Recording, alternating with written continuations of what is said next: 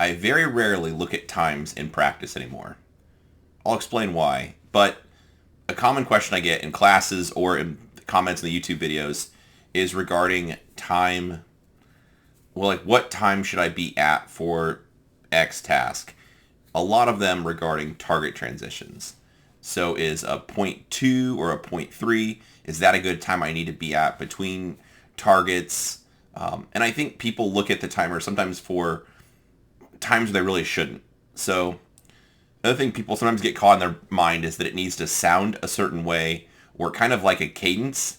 That can be okay as a training tool for very specific things, but otherwise it's totally stupid. It's not very helpful. In fact, it's probably unhelpful sometimes to kind of like pick what you think the tempo should sound like in your head and then try to match that. As a training tool, it could be okay, but if you're shooting for score or performance or when it actually matters for something real, it's a terrible idea to do. I would advise you not to do that. So, talking specifically about like what time should I have between this target transition, something like that.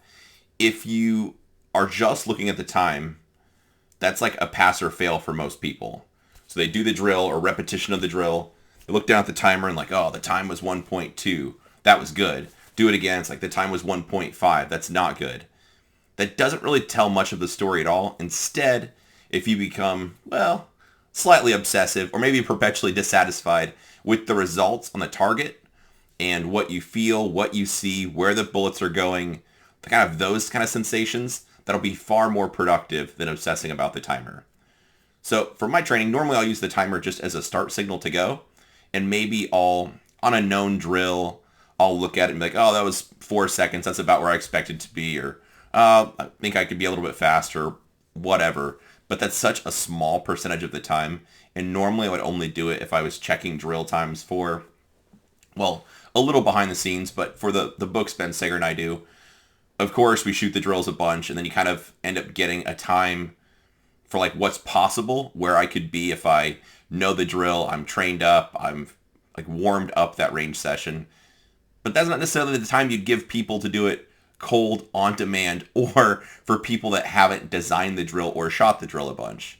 So for some of the books, we've done like a beginner, intermediate, advanced kind of, or what's possible. Sometimes it's just one time. Sometimes it's no time.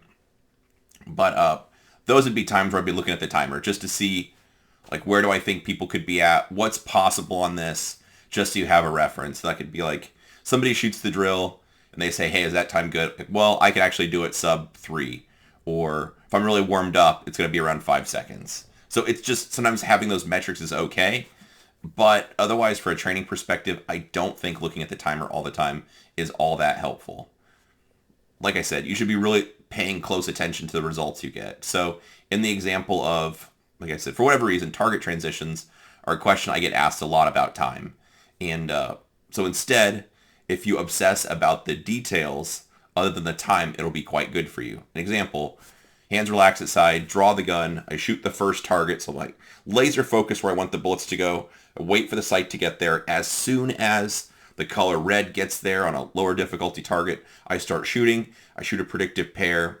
After I pulled my trigger, the way you conceptualize it might be different, but after you fired the last shot, whether you're watching, waiting for the sight to lift, a visual thing or a physical thing, as soon as you feel the trigger break, then you look at the next target, you patiently, even though it might seem like an eternity, wait for the sight to get there. Once the sight hits your eye line, you see that color red, then you shoot immediately, fire another rapid fire pair on that target, or maybe a reactive pair based on how far away the target is, or the difficulty, that kind of thing.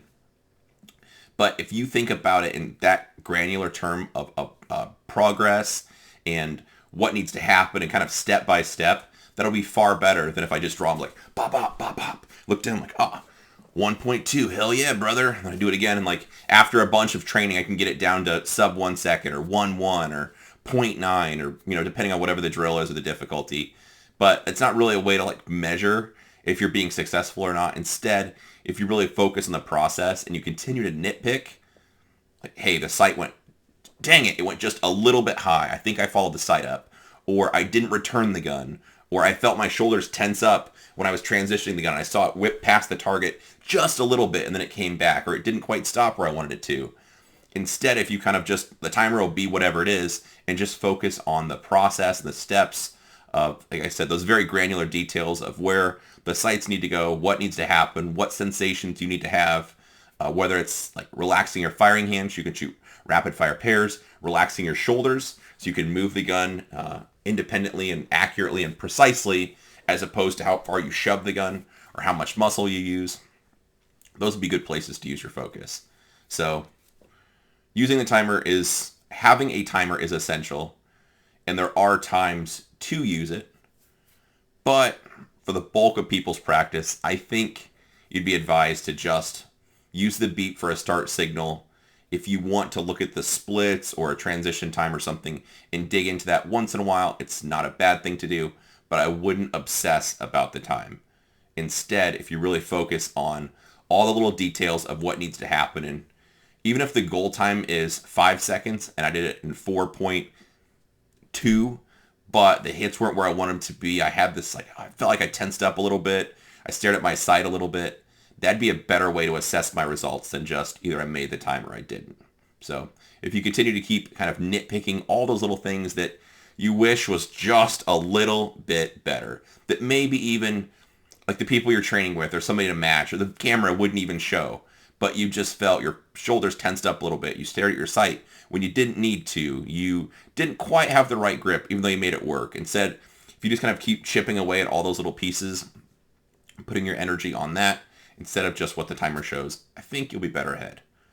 So hopefully that's helpful. Give you something to think about, at least in your training. If you want, I guess you could like, share, subscribe, all that nonsense. Either way, I appreciate you watching.